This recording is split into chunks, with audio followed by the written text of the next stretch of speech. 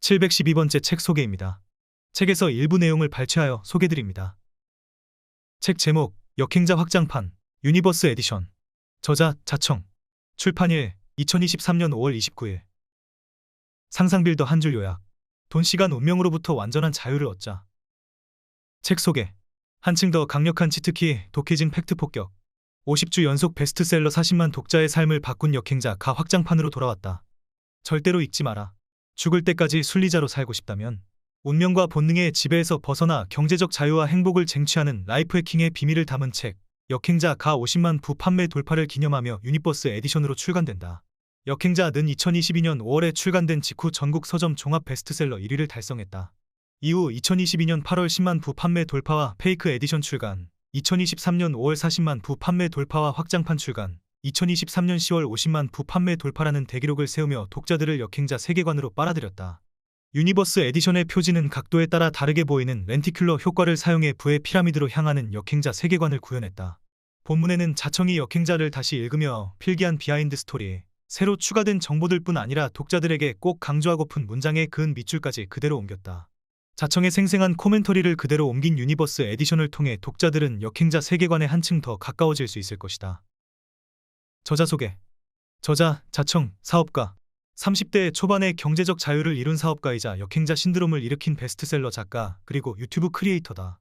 자청은 자수성가 청년의 줄임말로 이미 30대 초반에 어떤 일을 하지 않아도 월 1억씩 버는 자동 수익을 완성하고 소유한 자산으로 매년 20% 이상의 투자 수익률을 올리며 경제적 자유를 실현했다. 그가 운영하는 대표적인 온라인 사업체로는 이상한 마케팅, 푸드프, 아트라상이 있다. 오프라인으로는 욕망의 북카페, 청담인 피니바, W라보 등이 있다. 2019년에는 자신의 유튜브 채널 라이프해커 자청에 단 20편의 영상을 업로드, 단기간에 16만 구독자를 달성하는 기염을 토했다. 저자는 무자본 연쇄 창업마로 명성을 떨치며 수많은 사업을 성공시켰으나 10대 때의 그는 외모, 돈, 공부, 어떤 점에서도 최하위였다. 그러던 20살 무렵 인생에도 게임처럼 공략집이 있다는 사실을 깨달으면서 삶이 180도 바뀌기 시작한다. 200여 권의 책을 독파하며 얻은 치트키들을 활용해 창업에 연이어 성공한 것이다. 저자가 성공시킨 비즈니스 모델은 초보가 왕초보를 가르치는 것이다. 어느 분야든 저렴한 가격으로 도움을 받고 싶은 왕초보의 수요는 분명히 존재한다. 이들에겐 기본만 알려줘도 일의 진척을 도울 수 있다. 이에 착안해 저자는 여러 비즈니스를 설계했다. 공통점은 투자 비용 자체가 들어가지 않는 무자본 창업, 그리고 일하지 않아도 돈이 들어오는 자동화 수익이다. 어느새 유튜버 라이프해커 자청이라는 캐릭터와 무자본 창업이라는 개념은 사람들의 고정관념을 깨는 상징이 됐다. 자청의 첫 책 역행자는 부와 행복을 쟁취하기 위한 방법을 7단계 모델로 체계화하며 출간 즉시 전 서점 종합 베스트셀러 1위를 기록했다. 1년 만에 40만 부라는 기록적인 판매를 보이며 그야말로 신드롬을 불러일으켰다. 그는 오늘도 수많은 순리자들을 역행자의 길로 이끌고 있다. 책에서 얻은 내용. 역행자를 뛰어넘은 역행자 확장판. 1년 사이에 기적이 일어났다. 역행자 가 출간 1년도 되지 않아 40만 부나 팔린 것이다. 교보문고 5주 연속 1위, YES24 6주 연속 1위를 기록하며 2022년 올해의 책에 선정되기도 했다. 책을 내기 전 나는 주변 작가들에게 항상 이렇게 말했다. 이 책은 반드시 종합 베스트셀러 1위를 할 거예요. 그것도 오랫동안 말이에요. 하지만 사람들은 믿지 않았다. 사업이나 유튜브로는 너를 인정하지만 책은 절대 안 될 거야. 첫 책으로 베스트셀러 1위를 하는 경우는 매우 드물어. 그런데 내 말은 현실이 되었다. 여러모로 운이 좋았다. 첫 책임에도 불구하고 잘된 이유가 무엇일까 고민해보니 표본 이론, 피카소 이론, 깔때기 이론 3가지 공식을 사용한 덕이었다. 수학에 공식이 있듯이 나는 인생에도 공식이 있다고 생각한다. 이를 라이프 해킹이라 부른다. 나는 역행자에서 7단계의 역행자 공식을 통해 인생의 자유를 얻을 수 있다고 주장했다. 사람들은 종종 인생의 공식이 어딨어? 라고 반론하지만 나는 이 공식을 책 쓰는데 적용해 베스트셀러 1위 작가가 되었다. 뿐만 아니라 이 공식을 이용해 일하지 않아도 매달 수억 원의 돈을 벌어들인다. 방법은 분명히 있다. 역행자 초고를 쓸 당시 역행자 공식 1단계에 나오는 자의식 해체를 끊임없이 떠올리며 주의했다. 콘텐츠를 만드는 사람들이 초기에 흔히 저지르는 실수가 있다. 바로 자신의 머릿속에서 나온 것이 뛰어날 것이라는 착각, 그리고 내가 좋아하는 내용을 남들도 좋아할 거라는 착각이다. 과잉 자의식의 방해를 받아 나만 재밌고 의미 있다고 생각하는 콘텐츠를 만들고 좋아하는 것이다. 나는 내 머릿속 망상을 믿지 않았고 20년간 성공해온 책들의 형식을 빌렸다. 초반부에는 사람들이 쉽게 읽을 수 있도록 청소년들도 읽을 수 있는 난이도로 이야기를 풀어나갔다. 후반부로 갈수록 깊이 있는 내용을 담고자 했다. 그리고 내 전문 분야의 이야기가 아닌 우리나라 사람 누구라도 읽고 삶에 적용할 수 있는 내용으로 책을 구성했다. 일반적으로 잘 팔리지 않는 책은 표본이 너무 좁다. 표본이론. 혹은 성공한 책을 참고하지 않고 본인의 독창성만을 추구해 결국 아무도 읽지 못하는 책을 만든다. 피카소 이론.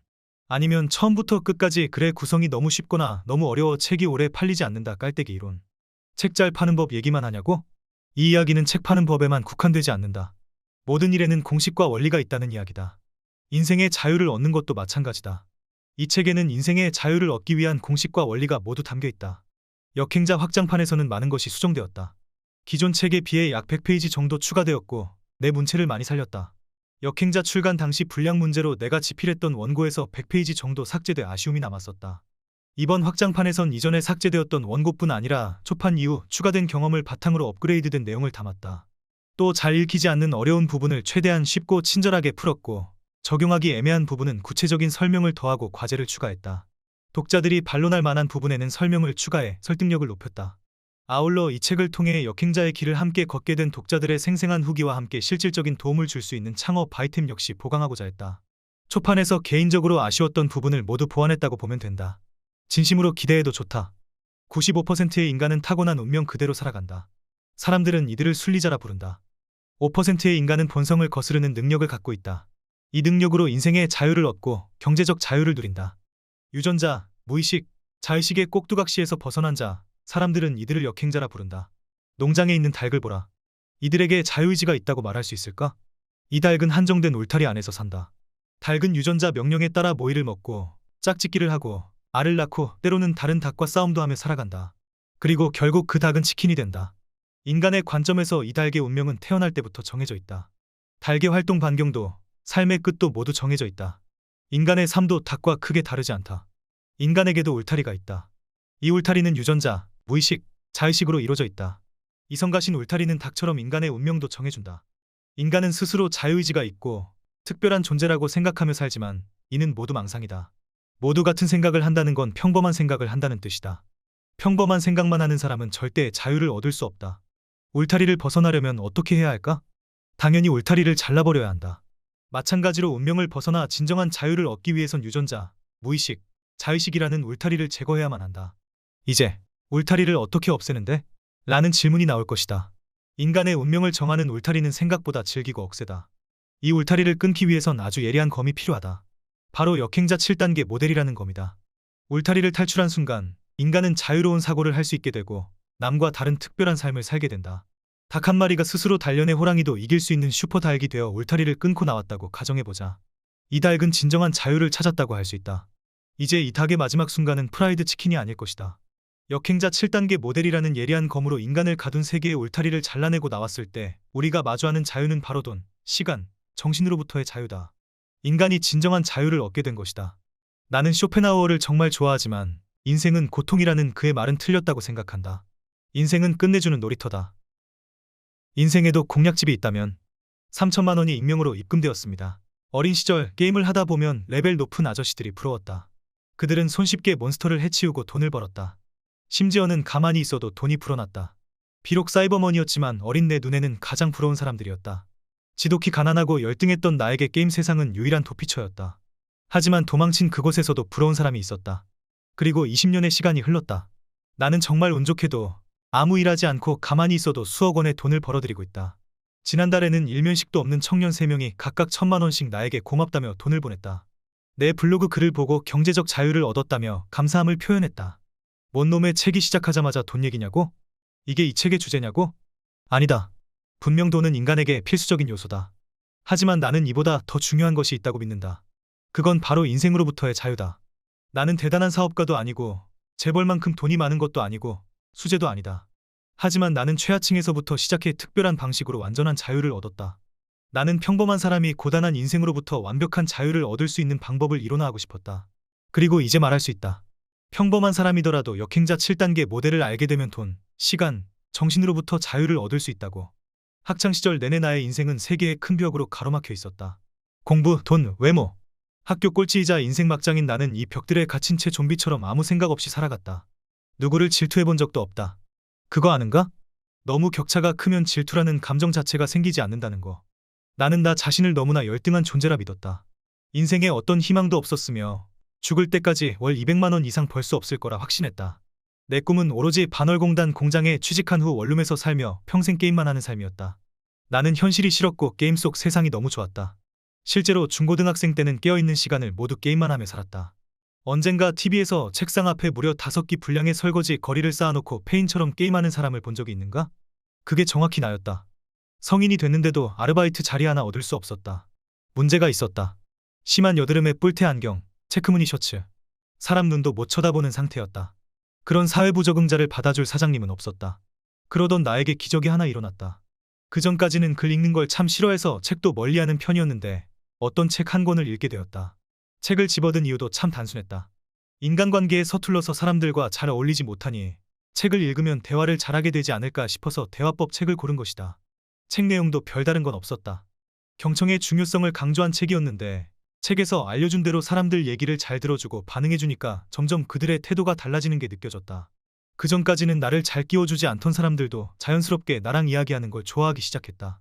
오히려 나한테 고민을 털어놓는 걸 더 편하게 느끼는 것 같았다. 그때 나는 하나의 희망을 보았다. 게임처럼 인생에도 공략집이 있구나. 나는 그 후로 여러 치트키들을 점점 더 많이 익히게 된다. 이 지식들 덕분에 절대 넘을 수 없는 벽이라 느꼈던 공부, 돈, 외모, 레벨을 완전히 바꿀 수 있었다. 인생은 지옥이 아니었다.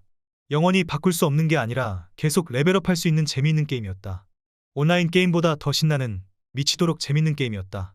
세계의 벽은 점차 허물어져 갔다. 인생에도 공략집이 있다는 걸 믿고 치트키들을 획득하면서 인생은 혁신적으로 변해갔다. 4년이 지나자 매달 3천만 원이라는 거금이 들어오기 시작했다. 그 후 더 많은 경험치를 쌓아 30대 초반이 되었을 때는 아무 일을 하지 않아도 월 1억씩 버는 자동 수익이 완성됐다. 다시 몇 년이 지난 지금 나는 이보다 행복할 수 있을까? 라는 생각을 하며 매일 아침을 맞이하고 있다. 나는 요즘 아침에 일어날 때마다 이 모습이 나라고? 말도 안 되라고 생각한다. 외모 콤플렉스에 시달리던 과거의 나는 없다. 테니스, 클라이밍, 배드민턴, 골프, 자전거 등 재밌는 운동을 하며 만족스러운 삶을 살고 있다. 제주도에서 2주간 머물며 역행자 확장판을 썼다. 수익 자동화 덕분에 거의 일을 하지 않고도 며칠 만에 1억 원을 벌어들였다. 내 계좌에는 수십억 원이 굴러가며 돈이 돈을 벌어주는 상태가 되었다. 무일푼으로 창업한 내 회사는 130여 명의 정직원과 인턴, 아르바이트생으로 돌아간다. 이상한 마케팅, 아트라상, 푸드푸 등 6개의 사업체는 내가 없어도 자동으로 돌아간다. 얼마 전 강남 한복판에 창업한 욕망의 북카페 루프톱에서 커피를 마시며 하루를 시작한다. 밤에는 최근 개업한 청담동에 있는 인피니 위스키바에 가서 사람들과 대화를 나눈다. 나는 단순히 경제적 자유를 넘어 시간으로부터의 자유를 얻었다. 인류 사업가나 부자들에 비해서 돈은 부족하지만 자유로운 시간만큼은 그 누구보다 많다. 나는 인생의 공략집이라고 생각한 이 특별한 방법들의 역행자 7단계 모델이라는 이름을 붙였다. 이 책엔 내가 겪은 10년의 시행착오를 3년으로 줄일 수 있는 모든 치트키가 담겨 있다. 타임머신이 있다면 10년 전에 나에게 이 책을 꼭 전해주고 싶을 정도다. 내가 이것들 중 일부라도 알았더라면 그렇게까지 고생하진 않았을 텐데, 멀리 돌아가진 않았을 텐데, 훨씬 더 빨리 자유를 찾았을 텐데 싶다. 뭐 어쩔 수 없다. 나 대신 당신이라도 이 책을 읽고 지름길을 밟길 바란다. 행복해지길 바란다. 그게 내가 이 책을 쓴 이유다. 내가 이 책의 수익금 전액을 기부하는 이유도 별 다른 게 없다. 전액 기부하는 책이라는 이미지 때문에 한 사람이라도 더 이 책을 읽고 인생이 완전히 바뀌길 기대할 뿐이다. 역행자 7단계 모델. 부자가 되는 법이 담긴 책, 자기계발 책, 부동산 책을 아무리 읽어도 변화가 없는 이유는 간단하다. 단계를 차례대로 밟지 않았기 때문이다. 예를 들어 축구를 잘하기 위해선 경기에서만 열심히 할 게 아니라 기본적인 근력을 갖추고 기본기를 훈련해야 한다. 운동 동호회를 해본 사람 은 알겠지만 레슨을 한 사람과 안 한 사람의 실력은 천지 차이다. 마찬가지로 대부분의 인간은 인생의 기본기를 훈련하지 않은 채 본능대로만 살아간다. 인생 게임에 무작정 참여해 유전자와 무의식의 명령대로만 살아간다. 그 결과 평범한 인생, 속박받는 인생에서 벗어나지 못하고 순리자로 살다가 죽게 된다. 그렇다면 역행자 7단계 모델이란 대체 무엇인가? 처음이라 낯설 수 있지만 훑어보고 지나가면 된다. 곧 친숙해질 것이다. 1단계 자의식 해체, 2단계 정체성 만들기, 3단계 유전자 오작동 극복, 4단계 뇌 자동화, 5단계 역행자의 지식, 6단계 경제적 자유를 얻는 구체적 루트, 7단계 역행자의 쳇바퀴. 대부분의 사람들은 유전자와 본성의 명령을 그대로 따르기 때문에 평범함을 벗어날 수 없다. 하지만 정작 자신은 나는 달라하는 자의식에 사로잡혀서 무한 합리화에 빠져 살아간다. 스스로가 얼마나 많은 정신적 심리적 오류를 저지르는지 알지 못한 채 매일 똑같은 쳇바퀴를 돌 뿐이다. 나 역시 20살까지는 이런 쳇바퀴에 갇혀 있었기 때문에 그 상황을 누구보다 잘 안다. 자, 왜 우리는 진짜 자유를 얻지 못하는가? 왜 늘 돈 이야기를 하지만 평생 돈에 허덕이는가? 저는 나름대로 열심히 공부해서 명문대에 들어갔고 주식책도 많이 읽었습니다. 하지만 여전히 자유롭지 않습니다. 죽어라 노력하는데 왜 안 될까요? 무슨 말인지 안다. 나는 역행자 7단계 모델을 순서대로 밟지 않았기 때문이라 답하고 싶다. 한 단계라도 생략한다면 지름길을 밟기 어려워지고 완전한 자유로부터 멀어진다. 기본기가 받쳐줘야 발동될 수 있는 스킬들이 있는데 순서가 잘못돼서 누적되는 효과가 발휘되지 않는 경우가 있다. 하루 종일 정말 열심히 공부하는데 성적은 오르지 않는 아이들이 있는 것처럼 7단계만 반복적으로 밟아주면 경제적 자유와 인생의 자유를 얻게 된다. 적어도 현재 수입의 3배는 손쉽게 얻어낼 수 있을 것이다. 물론 모든 사람에게 해당되는 이야기는 아니다. 이 책을 읽을 수 있는 정도의 최소한의 독해력은 갖고 있어야 한다. 솔직히 말하면 나는 책을 읽을 수 있는 인간은 한정적이라 생각한다. 당신은 책을 읽을 수 있는 기본적인 지능이 있는가? 당신이 여기까지 책을 읽고 있다면 충분한 독해 지능을 갖고 있다고 보면 된다. 즉 자유를 얻을 수 있는 선택받은 인간이라는 말이다. 이런 이유에서 나는 모든 사람이 역행자가 될 수 있다고 생각하지 않는다. 이 책 정도는 읽을 수 있는 최소한의 지능은 가지고 있어야 한다. 대부분의 사람들은 무조건 노력만 할 뿐 이 노력들의 연쇄의 작용을 모르기 때문에 엉뚱한 데에 힘을 쏟다가 지쳐 포기한다. 혹은 돈은 인생에서 별로 중요한 게 아니야. 같은 합리화를 하며 원래 있던 곳으로 후퇴한다. 이게 바로 순리자의 사고방식이다. 나는 최하층에 있었지만 자유를 얻고 싶었기에 삶 속에서 수많은 방법론을 끊임없이 고안해왔다. 그리고 이 과정에서 일정한 패턴과 배열이 있다는 걸 알아냈다. 그게 역행자 7단계 모델이다. 역행자 7단계 모델에 대해 정말 짧게 설명해보려 한다. 인간이 경제적, 시간적, 정신적 자유를 얻지 못하는 이유는 무엇일까? 이 책은 본성과 유전자의 명령대로만 살아서라고 답한다. 인간의 운명은 태어날 때부터 이미 어느 정도 정해져 있다. 상위 50%로 태어난 이는 일평생 45에서 55% 언저리를 오가며 살아간다. 하지만 그 사람은 이를 모른 채 자의식으로 합리화를 하며 언젠가는 인생의 주인공이 될 거야라는 희망을 갖고 살아간다. 닭 농장의 닭을 보자. 이 닭의 운명은 사실 정해져 있다. 닭은 울타리 안에서 살아가고 그 안에 있는 닭과 교류하다가 결국 늙어 죽거나 인간에게 잡아먹힌다. 닭은 스스로 자유로운 운명이라 여겼을 것이다. 인간도 자아 덕분에 스스로 자유의지가 있다고 착각한다. 인간과 동물을 구별하는 특징은 자아의 유무다. 사실 동물과 마찬가지로 인간의 삶도 태어나서 죽을 때까지 어느 정도 정해져 있지만 자아는 끝없이 속삭인다. 넌 자유의지가 있어. 세상의 주인공은 너야. 이 때문에 인간은 유전자, 무의식, 자의식에 의해 조종되는 꼭두각시임에도 스스로 특별하다고 착각한다. 그리고 우리 유전자의 명령은 선사시대에 최적화되어 있을 뿐 현대에는 적합하지 않은 경우가 많다. 유전자, 무의식, 자의식의 명령을 역행하지 못하면 수많은 판단 오류를 저지르며 결국 인생을 망쳐버린다. 우선 이 세계의 꼭두각시 줄을 끊어내야만 한다. 이 세계의 줄을 끊어내 인생의 자유를 얻은 사람을 나는 역행자라 부른다. 가장 처음으로는 무의식을 바꿔야 한다. 하지만 무의식은 이성적으로 바꿀 수 없다. 누군가 너는 자유를 얻을 수 있어라고 말하더라도 당신의 무의식은 나는 할 수 없어라며 방어 기제를 펼친다. 이 기제를 오해할 수 있는 가장 좋은 방법은 스토리다. 자신과 똑같은 상황에서 자유를 얻어낸 이야기를 50여 개 정도 듣게 되면 무의식에는 균열이 생길 수밖에 없다. 이 균열을 만든 뒤 역행자 7단계 모델을 통해 보다 적극적으로 자유를 얻어내야 한다. 1단계 자의식 해체. 자의식은 인간에게 필수 불가결하게 존재한다. 인간의 자아가 붕괴되는 것을 막는 기제지만 대부분은 과한 남용으로 우리의 발전을 완전히 가로막는다. 예를 들어, 나는 돈에 진짜 관심이 없어. 부자 되는 법칙 같은 건 세상에 존재하지 않아. 등의 말도 대부분 자의식의 상처를 피하기 위한 합리화에 지나지 않는다. 누구보다 돈을 원함에도 돈은 좋은 거야라는 걸 인정하는 순간 본인의 인생이 부정당하기 때문이다. 대다수는 돈에 대한 트라우마와 공포 때문에 회피라는 어리석은 결정을 한다.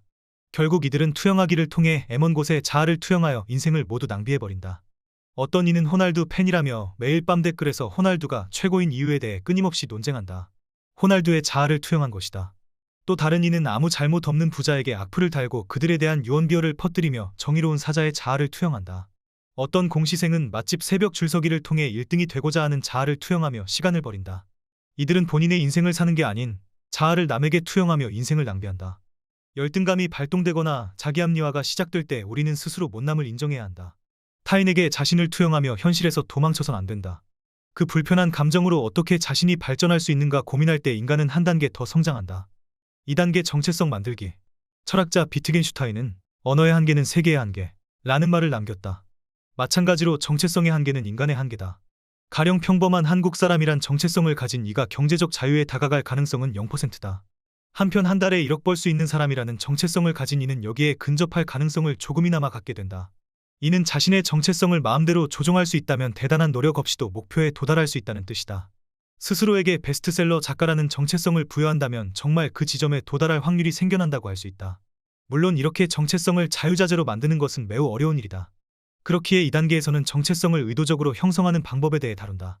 정체성을 마음대로 갖고 논다면 자유를 얻을 확률을 기하급수적으로 높일 수 있다. 3단계 유전자 오작동 극복. 내가 좋아하는 말이 있다. 자신이 일평생 한 의사결정의 총합이 현재의 인생이다. 잘못된 의사결정을 반복적으로 한 사람이 불행해지거나 가난해지는 건 당연한 일이다. 왜 누구는 똑똑한 결정을 반복하고 왜 누구는 어리석은 결정만 반복할까? 단순히 지능 때문이라고 말하기엔 어리석은 결정을 반복하는 고학력자들이 도처에 널렸다. 그렇다면 어떻게 하면 좋은 의사결정을 반복해 인생의 자유를 얻을 수 있을까? 간단하다. 유전자 오작동을 이해하면 된다. 유전자의 오작동을 미리 이해하고 있다면 감정적이고 본능적인 판단들을 피해갈 수 있다. 그렇다면 유전자 오작동이란 무엇일까? 우리의 몸과 본능은 수십만 년 동안 원시시대 환경에 맞게 진화했다. 원시시대에는 음식을 보면 무조건 달려들어 먹어치워야 생존에 유리했다. 하지만 이제 칼로리 과다로 성인병을 달고 사는 현대인에게 그런 본능은 오히려 위험이 된다. 이 잘못된 본능이 바로 클로즈다. 빛을 보고 날아가도록 프로그래밍된 나방이 가로등 안에 갇혀 죽고 말듯이 진화상 유리했던 과거의 본능이 우리 유전자에 남아 바이러스처럼 악영향을 끼친다. 우리 몸에 심어진 이 원초적 본능의 작동 방식을 이해하지 못하면 잘못된 판단을 거듭해 순리자로서 살아가게 된다.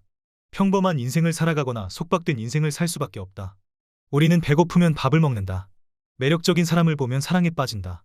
이처럼 인간은 A라는 상황에서 B라는 감정과 사고를 자동적으로 떠올린다. 피아노 건반을 누르면 소리가 나는 것과 같은 이치다. 우리 유전자는 우리가 특정 상황에서 특정 행동을 하도록 유도한다. 자동적인 판단은 대부분 삶에 이득을 주지만 몇몇 판단은 유전자 오작동에 의한 완전 오판이다. 나는 왜 이걸 원하며 이런 욕망은 어디에서 온 것인가?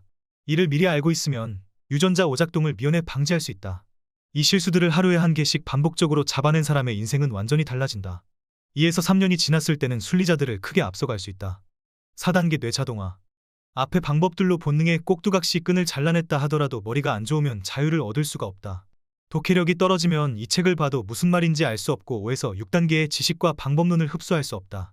돈 버는 일도 마찬가지다. 무슨 일을 어떻게 해야 할지 모른 채 몸만 고생하다 포기하기 일수다. 머리를 어느 정도 좋게 만들어야 한다. 지능은 타고나는 게 아니냐고? 그렇지 않다. 잠시 후 당신은 챕터 1을 읽게 될 것이다. 내 스토리를 읽어보면 알겠지만 나는 심각하게 멍청했다. 아무리 공부해도 안 됐다. 재수를 3번이나 했는데도 4등급을 벗어날 수 없었다. 하지만 나는 뇌과학 공부를 통해 머리가 좋아지는 법을 알게 되었다. 뇌 최적화, 뇌 자동화가 바로 그것이다. 20대 초반에 나는 항상 멍 때리고 있었고 이해도도 낮아 대화하다 보면 사람들이 나를 멍청하다는 듯 쳐다보곤 했다. 하지만 이제는 두뇌 회전이 빨라져서 내가 이렇게 빠릿빠릿해졌다고? 라고 스스로 신기해할 때가 많다. 머리를 효율적으로 쓰는 방법은 과학적으로 수없이 발표되었다. 심지어 어렵지도 않다. 내가 실험하고 검증한 뇌 최적화, 뇌 자동화 방법들을 뒤에서 소개할 것이다. 매번 애써야 하는 게 아니라 조금 습관만 들여두면 평생에 걸쳐 복리로 뇌를 성장시킬 수 있다. 사람들의 기대와 달리 나는 매우 게으르다. 12년 동안 매일 오후 12시쯤에 일어난다. 하루 일하는 시간도 6시간이 채 되지 않는다. 그럼에도 남들보다 10배 빠르게 성장한 이유는 4단계 뇌 자동화 덕분이었다. 이 책에서 나는 절대로 열심히 살라는 말은 하지 않는다. 뭔가 결심하고 동기부여하라고도 하지 않는다. 뇌 자동화만 세팅해두면 자동으로 잘 살게 되고 놀면서 머리가 좋아지는데 굳이 죽어라 노력할 필요가 없다. 미래의 행복을 위해 현재의 행복을 희생해야 할 이유가 없다. 5단계 역행자의 지식. 인간은 하루 동안 수많은 결정을 반복한다. 평범한 사람이 하는 하루 10개의 판단 중에서 5개는 좋은 판단이고 5개는 그르친 판단이라고 가정하자. 만약 이 사람이 역행자의 지식을 통해 좋은 판단을 할 확률을 10% 늘린다면 어떤 일이 벌어질까? 단순히 생각했을 때 어제보다 1에서 2개씩 매일 더 좋은 판단을 할 수 있다면 10년 뒤엔 3650일간의 좋은 판단이 복리로 쌓이게 된다. 복리의 힘은 어마무시해서 훗날 인생의 격차는 현격히 벌어질 수밖에 없다. 그 결과의 값은 돈뿐만 아니라 인생의 자유를 얻는 것이다. 이를 위해 5단계에서는 본능을 역행하는 지식들을 배우게 된다. 6단계 경제적 자유를 얻는 구체적 루트. 5단계까지는 기초 체력을 다지는 근육 운동이었다고 할 수 있다. 복근, 허벅지, 팔, 허리 등 모든 부위에 근육이 잡혀 있기 때문에 어떤 운동을 시작하더라도 빨리 좋은 결과를 낼 수 있다. 하지만 아무리 기초 근육이 잡혔다고 해도 테니스 라켓을 처음 잡은 사람이 훌륭한 경기를 할 순 없다. 이번 단계에서는 경제적 자유를 얻는 방법을 상황별로 다룬다. 경제적 자유에 이르는 길은 너무나 다양하기 때문에 나는 어떤 상황에서든 경제적 자유에 이르는 알고리즘을 그려볼 생각이다. 당신이 중소기업을 다니든 대기업을 다니든 저임금 노동을 하든 자영업을 하든 백수든 상관없다. 난 이러저러해서 안 되는데요. 라는 헛소리는 더 이상 할 수 없을 것이다. 각 상황별 성공 사례를 역행자 7단계 공식으로 해석하고 증명할 예정이다. 6단계에서 제시하는 각 상황별 테크트리만 따른다면 자유에 이를 수 있는 가능성은 급격히 높아진다. 7단계 역행자의 쳇바퀴. 인간의 본성에는 실패와 패배에 대한 두려움이 각인되어 있다. 선사시대의 실패와 패배는 곧 죽음과도 직결되어 있었기 때문에 인간은 오래전부터 이를 과도하게 두려워하는 경향이 있었다. 그래서 새로운 것에 도전하기를 망설이며 실패했을 때 과도하게 스트레스를 받는다. 하지만 역행자는 이 원초적 두려움이 쓸모없는 것임을 이해하고 있다. 나아가 이러한 본능을 역행하여 고의로 패배에 직면함으로써 레벨업을 하기도 한다. 세계 최고의 테니스 선수, 축구 선수, 프로게이머들은 정상에 오르기까지 수천 번 패배한다. 선수들은 자신의 수준이 높아짐에 따라 더 강한 상대와 경기를 하게 되며 뛰어난 선수들은 승리보다 패배를 통해 진정한 레벨업을 할 수 있다는 것을 알고 있다. 당신이 부자 되기 게임에 참여했다면 반드시 패배에 직면해야 한다. 역행자 1단계에서 6단계라는 쳇바퀴를 통해 패배에 직면하고 레벨업하고 다시 패배하고 레벨업하는 과정이 반복되면 어느 순간 자신도 모르는 사이 완전한 자유에 도달하게 된다. 책을 1년에 100권씩 읽지만 정체된 사람들이 있다. 이들은 실행하지 않기 때문에 실패도 없다. 실패를 해야만 자신의 수준을 가늠하고 약점을 파악하면서 똑똑해진다. 실행하지 않으면 자기 세계관에 빠져서 자의식만 커진다. 결국 방어기제 때문에 어리석은 결정만 하고 그 어떤 성취도 이루지 못할 가능성이 크다. 일을 하면서 실패하지 않는다면 난이도 조절에 실패한 것이다. 실패하지 않는다면 쉬운 일만 하면서 정체된 인생을 살게 된다. 정체되더라도 행복하다면 다행이지만 자유롭지 못하기 때문에 궁극적으로 행복해지기는 어렵다. 세상에 공짜는 없지만 이 책은 서울대생이 되어 유니콘 기업을 만드는 법, 수천억을 벌어들이는 법을 설명하지 않는다. 오로지 평균 이하의 사람이 돈과 시간, 정신으로부터 완벽한 자유를 얻는 방법에 대해 알려주고 있다. 그래서 세상을 혁신하고 싶은 기업가들, 더 많은 부를 쌓고 싶은 자산가들이 보기에는 적합하지 않다. 나는 당신에게 죽어라 돈을 모으며 살라고 강요할 생각이 전혀 없다. 사람마다 가치관은 다를 것이다. 나는 인생을 즐기면서 행복하게 사는 사람이 승자라고 생각한다. 현재를 희생하면서 미래를 바라보지 않았으면 한다. 그렇기에 당신에게 놀면서 쉬면서 효율적으로 살라 고 말하고 싶다. 나도 경제적 자유를 달성하기까지 10여 년 동안 치열하게 살지 않았다. 항상 8시간 이상 수면했으며 주말은 무조건 쉬었고 사람들과 어울렸다. 절대 무리해서 일하지 않았다. 단 기본적인 원칙은 지키며 역행자 7단계 모델을 따르려고 노력했다. 아래와 같이 말이다. 하루 2시간 동안 책을 읽거나 글을 쓰고 나머지 시간은 쉰다. 뇌를 업그레이드하는 가장 좋은 방법이다. 하루에 한 번 5분 생각에 시간을 갖는다. 이 여백의 시간을 통해 하루하루 복리로 좋은 결정이 쌓일 수 있다. 적극적으로 논다. 그리고 무조건 8시간 이상 숙면한다. 노는 행위는 인간의 행복과 건강에 필요하며 창의성의 원천이다. 책을 읽기 싫다면 일주일에 하루, 그것도 30분만 읽자. 이런 차이는 훗날 나비효과처럼 극적으로 되돌아온다. 죽어라 노력하지만 영원히 자유를 얻지 못하는 사람들이 있다. 이들을 가만히 보면 다음과 같이 7단계 중 특정 단계에만 몰입해 있거나 몇 단계를 건너뛴다는 문제를 갖고 있다. 1단계 자의식 해체. 열심히는 살지만 자의식의 지배를 받아 돈 버는 법 자체에 대한 심한 거부감을 갖고 있다. 2단계 정체성 만들기. 내 한계는 여기까지야라는 정체성에 매몰되어 평생 돈과 시간으로부터 속박당하며 살아간다. 3단계 유전자 오작동 극복. 유전자와 본성에 휘둘려 감정적인 판단 오류를 저지른다. 잘못된 판단이 계속 쌓이고 점점 가난해진다. 4단계 뇌자동화. 뇌 발달이 정체되어 새로운 정보를 처리하지 못한다. 학습이 어렵기 때문에 남들보다 뒤처진다. 5단계 역행자의 지식. 확률 게임 대신 잃는 게임을 반복하며 계속해서 어리석은 결정만 한다. 6단계 경제적 자유를 얻는 구체적 루트. 5단계까지는 잘하고 있지만 경제적 자유를 얻는 구체적 지식이나 루트를 몰라 헤맨다. 7단계 역행자의 쳇바퀴. 모든 지식은 알고 있다. 다만 인생이 시시포스 사이퍼스와 같다는 걸 이해 못한 채 아무것도 하지 않고 책만 읽으며 자유한다. 자의식만 커져 꼰대가 되어버린다. 부동산 책만 죽어라 읽는 행위는 1에서 4단계를 무시한 채 5단계를 밟는 것이다. 4단계 뇌 자동화를 이루지 못한다면 정보를 해석할 힘이 없기 때문에 동기부여, 책과 영상을 아무리 보더라도 발전하지 못한다. 아무리 좋은 지식을 갖다 줘도 자의식 해체가 되어 있지 않으면 모든 정보를 튕겨낸다. 즉 역행자 7단계를 차례로 밟는 것은 그 무엇보다 중요하다. 나는 세상에는 분명히 공략집이 존재한다고 생각한다. 당신은 그저 순서대로만 움직이면 된다. 이 책을 통해 수천억 자산가가 되는 법은 알려줄 수 없겠지만 자유를 얻는 법에 대한 힌트는 전달할 자신 있다. 자, 놀면서 자유를 얻을 준비가 되었나? 시작해보자. 경제적 자유. 역행자 7단계 모델을 따르면 인생에서 완전한 자유를 얻을 수 있다. 이 말을 듣는 순간 어떤 마음이 드는가? 당신의 무의식에선 곧바로 헛소리 마. 내가 될까? 당신은 특별한 케이스였을 뿐이야 등의 방어 기제가 튀어나올 것이다. 나도 10대, 20대 초반에는 항상 그런 생각을 했기 때문에 그 마음이 무엇인지 잘 안다. 그러나 그런 방어 기제에 균열을 내지 못하면 당신은 절대 변하지 못한다. 그 상태에선 어떤 책을 읽어도 헛소리하고 있네. 나는 할 수 없어 같은 생각만 들 뿐이다. 이런 무의식을 넘어서기 위해선 어떤 전략을 써야 할까? 당신과 같은 상황에서 완전한 자유를 얻은 사람들의 스토리를 50개쯤 들으면 된다. 인간은 거울 뉴런을 가진 덕분에 남의 스토리를 읽으면 거기에 자신을 투영하게 된다. 스토리를 통해 희로애락을 같이 느끼고 그 드라마틱한 이야기에 몰입한다. 마치 판타지 만화를 본 아이들이 주인공의 모션을 따라하고 대사를 외치는 것과 같은 이치다. 이번 챕터에서는 내가 어떻게 경제적 자유를 얻게 되었는지를 이야기할까 한다. 이 짧은 이야기를 통해 당신의 무의식에도 조금은 변화가 있길 바란다. 이후 챕터 2부터 본격적으로 역행자 7단계 모델을 다룰 예정이다. 다음 이야기들은 가벼운 마음으로 읽어보길 바란다. 일막세계의 벽. 인생에서 절대 넘을 수 없을 거라 믿었던 것. 명진아, 넌 머리가 돌이냐? 어떻게 그렇게 공부를 못하냐? 난 대강에도 반에서 10등은 하지 않냐? 15개 과목 중에서 가장 못 본 과목 점수가 70점이야. 그런데 어떻게 너는 가장 잘 본 과목 점수가 69점이냐? 넌 진짜 해도 안 되나 봐. 16살, 나는 반에서 35등이었다. 내 앞뒤 등수의 친구들은 아예 공부를 하지 않는 아이들이었다.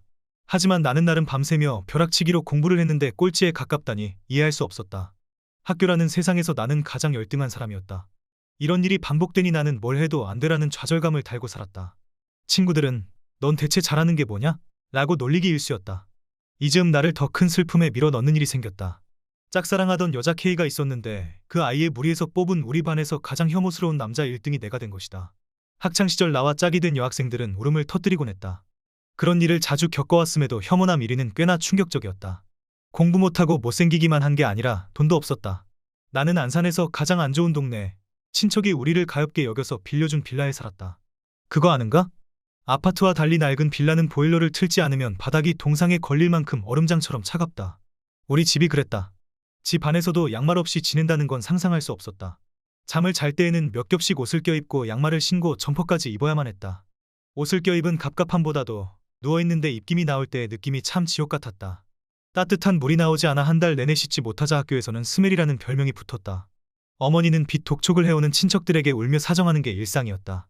신이 원망스러웠다. 부모님도 괜찮은 외모를 갖고 있었고 형도 연애를 하고 있었다. 나만 유독 못생긴 것 같은 생각에 내가 주워온 자식이 아닐까 생각하기도 했다. 종종 어머니는 나를 다리 밑에서 주워왔다고 놀렸고 가족들은 웃었다. 나는 그 말을 들을 때마다 웃을 수가 없었다. 정말 이 못난 외모는 주워온 것 말고는 설명할 길이 없다고 생각했다. 신이 있다면 이럴 수는 없었다. 낡은 화장실에서 거울을 볼 때마다 나는 평생을 잘 살아낼 자신이 없었다. 중학생 시절엔 항상 잠들기 전에 기도했다. 신이시여, 정말 저를 가엾게 여기신다면 내일은 제 외모를 바꿔주세요. 세상이 너무도 불합리한 것 같았다. 공부, 외모, 돈. 그 어떤 것도 나에겐 넘을 수 없는 벽처럼 느껴졌다. 나는 도대체 왜 평범하지도 못할까? 나에게 가장 높은 벽은 4살 많은 사촌 누나였다. 누나 부모님은 교장 선생님, 교감 선생님이셨고 부유한 편이었다. 잠실에 살던 누나네는 명절이면 소고기를 먹었는데 그것도 참 부러웠다. 누난 얼굴도 예뻤다. 우수한 성적으로 교대에 입학해 초등학교 선생님이 된 누나는 신부감 1위였다. 당시 교대는 내 성적을 비웃던 10등 친구도 절대 넘볼 수 없는 대학이었다. 우리 중학교에서는 전교 1, 2등을 해야만 기대해볼 수 있는 곳이었다. 내 인생을 둘러싼 세계의 높은 벽 위에 누나가 있었다. 나는 19살까지 게임만 하고 살았다. 현실 도피였다. 잠에서 깨서 다시 잠들 때까지 게임만 했다. 19살이 되어서야 대입 공부를 했다. 1년 내내 공부했지만 평균 수능 등급은 5.5등급 정도로 1년간 노력한 점수가 전혀 공부를 하지 않은 친구보다 못했다. 지방대 야간 컴퓨터공학과에 예비로 들어갔다. 하지만 나는 학과 공부 자체에 어려움을 느끼고 곧바로 학업을 포기했다. 보다 못한 어머니가 다그치셨다. 명진아, 좀 인간답게 살아라. 쓰레기처럼 집에만 있지 말고 알바라도 해. 알겠다고 말은 했지만 나 같은 외모의 히키코모리를 누가 뽑을까 자신이 없었다. 편의점이나 고깃집 아르바이트를 10군데 정도 지원했지만 정말 아무 데서도 날 뽑지 않았다. 그러나 어머니는 포기하지 않으셨다. 아들, 오늘 엄마가 영화관에 갔다 왔는데 알바생들이 멋있어 보이더라. 우리 아들도 잘생겼으니 거기 한번 지원해보자. 나는 생각했다. 어머니 눈에만 잘생긴 아들이에요. 저는 세상 쓸모없는 존재일 뿐이에요. 계속된 어머니의 성화에 억지로 지원했으나 당연히 탈락. 화가 난 어머니가 영화관에 전화해서 격렬히 항의했다. 아니, 왜 우리 아들이 안 돼요? 얘가 어때서? 당황한 매니저는 안 되겠다 싶었는지 마지못해 제안을 한다. 그럼 평일 오전 시간은 어떠실까요? 그때는 어차피 지원자가 없으니까요. 그 시간도 괜찮으면 아드님 보고 오라고 해주세요. 나는 이렇게 첫 직장에 나가게 됐다. 기대가 아주 없었다고 하면 거짓말일 것이다. 하지만 히키코모리 게임 오타쿠를 반겨줄 사람은 없었다. 일을 하자마자 왕따를 당했다. 어수룩한 태도의 옷 한 벌 직접 사본 적 없는 20살 남자에게 잘해줄 사람은 없었다. 실수도 잦아 40명의 아르바이트생들 사이에서 뒷말이 나오기 시작했다. 시킨 일을 항상 까먹고 어리바리했다. 어느 날은 에어컨을 켜야 하는데 히터를 틀어서 관람객들의 항의가 빗발쳤다. 환불 대란이 겨우 수습되고 나서 매니저가 나를 바라보던 표정은 지금도 잊을 수 없다. 근무 중에는 개표구 앞에 서 있어야 하는데 화장실에 앉아서 쉬다가 걸리곤 했다. 정말 모든 게 최악이었다. 아르바이트생들은 자연스럽게 뒤풀이에 나를 부르지 않았고 군대를 막 제대한 형들도 나를 인간 취급해주지 않았다. 학교에 잘 나가지 않으니 1학기 성적은 거의 F였다. 등록금 400만 원을 낸 학교는 안 나가면서 월급 50만 원 받으려고 영화관 아르바이트를 하고 있었다. 이보다 더 어리석은 인생이 있을까? 1학기에는 대학 동기를 짝사랑하며 6개월을 쫓아다녔지만 차였고 2학기에는 함께 일하는 아르바이트생을 쫓아다녔지만 역시나 차였다. 딱히 실망하지 않았다. 실망이란 것도 기대가 있어야 느낄 수 있는 감정이다. 나는 내 인생에 대해 아무런 기대가 없었기 때문에 그런가. 또 차였구나 하고 넘어갔다. 어차피 나는 여자친구를 만들 수 없는 사람이라 생각했다. 그러던 20살 겨울 인생 최대의 터닝포인트를 만났다. 같이 아르바이트를 하던 누나가 명진아, 안산중앙도서관이라는 데가 생겼는데 정말 너무 좋더라 하고 지나가듯 말했다. 나는 아르바이트를 끝내고 찾아가 봤다. 책을 잘 읽지 않았던 터라 뭘 골라야 할지도 몰라 허둥대는데 갑자기 내 고민이 떠올랐다. 사람들하고 친하게 지내게 해주는 책 없나? 여자랑도 쉽게 대화할 수 있게 해주는 그런 책. 그러다가 자기계발 코너에서 대화법 책을 한 권 뽑아들고 읽기 시작했다. 내용은 간단했다. 자기 말을 하기보단 경청하라는 것. 그러고 나서 다른 대화법 책들도 몇 권 더 읽었다. 공통으로 나오는 내용들이 있었다. 남의 말을 잘 들어주라는 것, 상대방의 말에 리액션을 잘해주라는 것, 어설프게 조언하지 말라는 것 등등. 나는 책에 나온 내용들을 영화관 아르바이트생들에게 적용해보았다. 처음엔 심드렁하던 사람들이 서서히 다르게 반응하기 시작했다. 정말 신기하게도 사람들이 자꾸 나와 대화를 하려 했다. 처음엔 대개 고민을 털어놓다가 자연스럽게 상담을 하기도 하고 같이 PC방을 가자고 하거나 회식에 끼워주기도 했다. 이때 처음 책의 위력을 실감했다. 어린 시절 나는 게임을 정말 잘했다. 비결은 간단했다. 친구들과 새로운 게임을 하고 나면 나는 집에 가서 웹사이트 게시판에 올라온 공략집을 몰래 읽었다. 친구들은 수백 판 게임만 하지만 나는 게임 횟수를 늘리기보다는 공략집을 읽는 데 몰두했다. 이래서 2주 정도 몰래 공부한 뒤에 게임을 해보면 비교가 안 됐다. 나는 늘 친구들에게 압승할 수 있었다. 수백 판 게임을 한 친구를 100판만 한 내가 압도적으로 이길 수 있었다. 게임 공략집 덕분이었다. 대화법 책 덕분에 사람들의 태도가 달라질 즈음 나는 게임에도 공략집이 있듯이 인생에도 공략집이 있는 게 아닐까 생각하게 됐다. 게임 공략집은 웹사이트에 올라와 있지만 인생의 공략집은 바로 책이라고 생각했다. 생각이 여기에 이르자 나는 완전히 꽂혀버렸다. 어차피 더 손해볼 것도 없었다. 20살의 12월 나는 첫 직장인 영화관 아르바이트를 6개월 만에 그만뒀다. 그리곤 안산중앙도서관에 박혀서 2개월간 200여 권의 자기계발서, 심리학책을 읽기 시작했다. 당시 나는 독해력도 부족했고 머리도 나빴다. 그래서 중학생이 읽을 법한 쉬운 책들을 훑듯이 읽어나갔다. 그러다 마음에 드는 구절을 만나면 모두 노트에 적었다. 나는 신기한 감정을 느꼈다. 평생 책이라곤 읽지 않고 무식하게만 살아왔는데 하루 종일 책을 읽고 있자니 그런 내 모습에 취하게 되었다. 묘한 자신감도 생기기 시작했다. 이 사람들은 이렇게 어려운 상황 속에서도 결국 해냈네? 100가지가 넘는 성공 스토리들을 계속 읽다 보니 나도 뭐든 해낼 수 있을 것 같았다. 무의식이 점차 변하기 시작했다. 중고등학교 때 가장 똑똑했던 친구 둘을 만나서 책을 읽으며 알게 된 내용들만 이야기해도 시간 가는 줄 모르고 떠들 수 있었다. 늘어난 대화 스킬 덕분에 친구들도 나와 이야기하는 걸 좋아했다. 새로운 욕심이 생기기 시작했다. 대학에 새로 들어가면 얘들처럼 똑똑한 사람들이나 교수들과도 이런 대화를 나눌 수 있겠지? 다시 대학에 가보자. 또 다른 비극의 시작이었다. 2막 하루 2시간 기적의 시작. 역행자의 첫 번째 단서. 이제 21살, 다시 대학에 가고 싶다는 열망은 생겼지만 돈도 없고 방법도 몰랐다. 나는 무식하게 독학을 선택했다. 이번엔 수능용 공략집을 발견하기 위해 인터넷을 뒤졌다. 상위권 학생들이 이용하는 커뮤니티를 찾고 그곳에 올라온 수많은 성공 후기를 읽으면서 이렇게 해야 좋은 대학에 갈 수 있구나 생각했다. 게임 공략집을 보면 상위 1%가 되듯 수능 공략집을 익히면 성적도 단숨에 올라갈 거라 기대했다. 그렇게 1년간 매일 안산중앙도서관을 오갔다. 그러다가 재미난 사람 둘을 알게 됐다. A는 30대 중반쯤 되는 정말 노숙자라고 해도 이상할 게 없는 사람이었다. 내가 자기계발서, 심리서를 읽는 동안 그는 맞은편에서 경제와 주식을 공부하곤 했다. 장발에 그는 거의 씻지 않는 것 같은 행색에 다해진 옷을 입고 도서관에 왔다. 나는 그가 경제적으로 아주 어려운 사람이라고 생각했다. 그러던 어느 날 도서관 앞에 웬 외제차가 서더니 거기서 A가 내리는 걸 우연히 보게 됐다. 이럴 수가. 당시 안산에서는 외제차를 거의 볼 수 없었다. 무슨 일이 일어난 거지? 알고 보니 그는 자수성가한 부자였다. 어린 시절부터 이것저것 여러 사업을 시도했지만 잘 풀리지 않았다고 한다. 그러다 주식 공부를 해서 투자를 시작했고 마침내 큰돈을 벌었다. 그는 당시에 철학과 경제학에 빠져 있었는데 지금 생각해도 참 지혜로운 사람이었다. 1년 내내 외롭게 공부하던 내게 그는 철학적인 이야기를 나눌 수 있는 유일한 친구였다. 하반기에는 50대 아저씨 B를 만나게 됐다.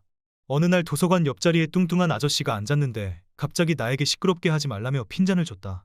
내가 정중하게 사과하자 커피 한잔 하자며 날 데리고 나가 믹스커피를 뽑아주었다. 알고 보니 연세대 경제학과를 졸업하고 은행장까지 지내다가 은퇴한 분이었다. 부동산 중개사 자격증을 따기 위해 도서관에 다닌다고 했다. 이뚱보 아저씨도 1년간 좋은 친구였다. 한 번은 나를 집으로 초대해서 이렇게 말했다. 미국에서는 20살 넘게 차이가 나도 친구가 되고 그래. 너랑 나는 30살 넘게 차이가 나지만 친구야. 내가 보기에 너는 큰 사람이 될 것 같구나. 뚱보 아저씨는 60점만 넘어도 합격하는 공인중개사 시험에서 80점을 넘기며 최상위권으로 합격했다. 이 두 사람은 1년간의 외로운 독학 생활 동안 좋은 친구였다. 두 분은 사회에서 충분히 성공한 사람들이었으며 항상 내가 잘 풀릴 것 같다고 말해주었는데 그게 큰 힘이 되었다. 그럼 내 수능 결과는 어땠을까? 그분들의 기대와 달리 내 점수는 평균 4.5등급에 머물렀다. 어떤 대학에도 갈 수 없는 점수였다. 나는 너무 창피한 나머지 노숙자 아저씨, 뚱보 아저씨에게 먼저 연락할 수도 없었다. 수능이 끝나고 나중에 우연히 마주쳤을 때에도 인사만 하고 도망치듯 자리를 피했다. 그리고 그분들을 다시 만날 수 없었다. 왜 다시 실패했을까? 나는 끊임없이 책을 읽으면서 환상에 사로잡혀 있었다. 책을 읽고 지식이 쌓이면서 나는 대단한 사람이야. 나는 뭐든 해낼 수 있어 하고 착각했을 뿐 세계의 벽은 여전히 나를 가로막고 있었다. 현실은 단단했다. 집에서는 그럼 그렇지 하며 조롱이 이어졌다. 친형은 나이 먹고 흥부처럼 돈이나 빌려달라고 할까 진심으로 걱정된다. 라고 말했다. 나는 인정할 수 없었다. 어머니에게 매달렸다. 혼자 공부했기 때문에 실패한 것뿐이에요. 서울에 있는 재수학원에 보내주세요. 당연히 어머니는 한 달에 100만 원씩 하는 학원에 보낼 돈은 없다. 하며 반대하셨다. 명절날 나는 친척들 앞에서 포부를 이야기했고 이번엔 외삼촌과 삼촌이 지지해 주셨다. 학원비는 외할머니가 대주시기로 했다. 학원도 외할머니 집에서 다니게 되었다. 나이로 치면 내수에 해당하는 22살이었다. 공부를 하는 동안 외할머니는 매일 아침 밥상을 차려주셨다. 내 인생에서 가장 따뜻한 1년이었다. 거의 꼴찌로 들어간 재수학원이었지만 담임 선생님은 나를 예뻐해 주셨다. 수능 직전에는 선생님께서 이렇게까지 성적이 오른 사람은 명진이가 처음이다 하고 말씀하실 정도로 모의고사 점수가 좋았다. 특히 학원에 들어갈 때만 해도 5등급이었던 수학과 영어가 6개월 만에 1등급으로 올랐다. 기대를 한몸에 받았다. 하지만 신은 손쉽게 행복을 선물해주지 않았다. 수능 시험 당일 너무나 긴장한 나머지 언어 영역에서 8문제나 풀지 못했다. 결과는 4등급. 정신이 완전히 터져버렸고 아직도 그날 시험을 어떻게 봤는지 잘 기억나지 않는다. 지금 생각해보면 그게 내 진짜 실력이었다. 꿈은 컸다. 최상위 대학사회과학대학에 가고 싶었지만 현실은 시궁창보다 못했다. 이미 친구들보다 3년이나 늦어진 시점이었다. 동갑내기 친구들은 1학년 대학 생활을 마치고 군대에 2년까지 다녀왔다. 고졸인 친구들은 곧바로 취업해서 사회생활 4년 차에 들어섰다. 그러나 23을 바라보는 내 인생은 정말 최악 그 자체였다. 돈, 외모, 공부 그 어떤 벽도 허물 수 없었다. 한창 꽃다운 그 시절에 나는 아무것도 가진 것 없이 밥만 축내는 인간이었다. 재수 생활이 끝나고 안산에 돌아와 나는 방구석에 틀어박혀 철학책을 읽는 척했다. 과거엔 게임으로 도피했고 23엔 철학으로 도피했다. 나만의 가상세계를 만들어 자유했다. 그때는 거의 우울증에 걸린 듯 살아갔다. 현실에서 도망치고 싶었고 나를 아는 사람이 아무도 없는 곳으로 숨고 싶었다. 논밭이 있는 지방대에서 자전거를 타고 철학책을 읽는 삶이 간절했다. 지방 국립대 철학과 3곳에 원서를 냈다. 그 중에 지리상 대한민국 한가운데에 있는 학교라는 말도 안 되는 이유로 전북대를 택했다. 늦깎이 대학생으로 전북대 철학과에 입학한 23살, 나는 현실과 이상의 괴리 때문에 때로는 자살 충동까지 느끼곤 했다. 하지만 그런 와중에도 절실하게 생각한 것이 하나 있었다. 성공한 사람들은 모두 책 읽기와 글쓰기를 많이 한다는 점이었다. 그래서 나도 무슨 일이 있어도 하루 2시간씩 책을 읽고 글을 쓰자고 마음먹었다. 나중에 22전략이라고 이름 붙인 습관이 만들어진 순간이다. 아무리 바빠도 무슨 일이 있어도 하루 2시간 책 읽기와 글쓰기는 빠뜨리지 않으려 했다. 대신 나머지 시간은 맘대로 놀거나 빈둥거리면서 지냈다. 그럴 수 있었던 것은 독특한 믿음이 있었기 때문이다. 책 읽기와 글쓰기를 꾸준히 해두면 훗날 뭘 하더라도 누구보다 잘할 수 있을 거야. 성공한 수많은 사람들이 증명하잖아. 지금 생각하면 참 단순한 믿음이었다. 무식하면 용감하다고 나는 미련 맞을 정도로 2년간 매일 2시간씩 책을 읽었다. 그리고 나머지 시간은 완전히 놀거나 하고 싶은 것에 집중했다. 그런데 놀라운 일이 벌어졌다. 이 근거 없는 믿음이 효과를 발휘하기 시작한 것이다. 읽고 듣는 것들이 전보다 훨씬 잘 이해되었다. 무엇을 보든 본질 또는 핵심이 금방 파악되고 스스로 기준이 잡히기 시작했다. 그러다 보니 별다른 공부를 하지 않아도 철학 수업들이 잘 이해됐다. 교수님들도 나를 좋아했고 시험을 보면 장학금을 받곤 했다. 내 인생을 가로막던 3가지 벽 중 공부의 벽이 허물어지기 시작했다. 전북대는 지방 국립대이긴 하지만 안산이나 전주에선 반에서 3에서 4등은 해야 갈 수 있는 곳이었다. 앞에서 말한 중학교 시절 공부를 못한다며 나를 놀리던 친구도 재수를 하고서야 전북대 공대에 들어와 있었다. 평생 이길 수 없다고 생각했던 친구와의 간격이 점차 좁혀지고 있었다. 두 번째로 금이 가기 시작한 것은 돈의 벽이었다. 대학 1학년 때 교내 과외 게시판에 게시글을 올렸는데 대박이 났다. 당시 전북대 과외 시장은 의대생과 영어과 혹은 수학과의 사범대 학생들이 독점하고 있었다. 그들은 과외 게시물에 전공과 과외비 50만 원만 적었다. 내가 다니던 철학과를 포함한 다른 과 학생들은 과외 시장의 명함도 내밀지 못했다. 하지만 나는 이렇게 생각했다. 너흰 12년 공부해서 이 학교에 왔지만 나는 겨우 2년 공부해서 이곳에 왔다. 나는 수능을 망쳤을 뿐 너희에게 뒤지지 않아. 심지어 하위권 학생은 더 잘 가르칠 자신이 있지. 지금까지 수백 권의 책을 읽었기 때문에 무식하게 수능 공부만 해온 너희보다 지혜로워. 지금 생각해보면 여전히 정신을 못 차리고 있었지만 아무튼 그런 패기 덕분에 자신감은 있었다. 그래서 나도 과외 구하는 글을 올리기로 했다.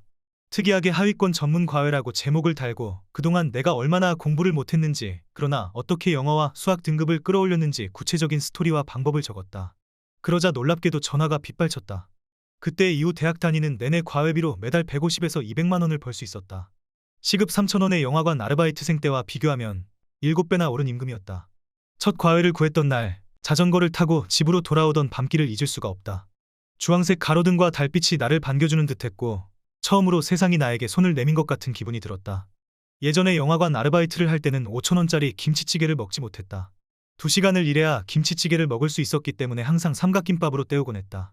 이제 시급이 2만 원이 되고 나니 김치찌개를 매일 싸 먹을 수 있다는 사실이 꿈만 같았다. 며칠만 과외를 해도 스쿠터 주유비 2만 원, 원룸 월세 22만 원이 다 해결됐다. 당시 200만 원은 내게 그런 거액이었다. 용돈으로 50만 원을 받으면 또래 사이에서 부자 소리를 듣는 때였다. 학교를 다니며 200만 원을 내 힘으로 벌어냈으니 나는 자신감이 넘쳤다.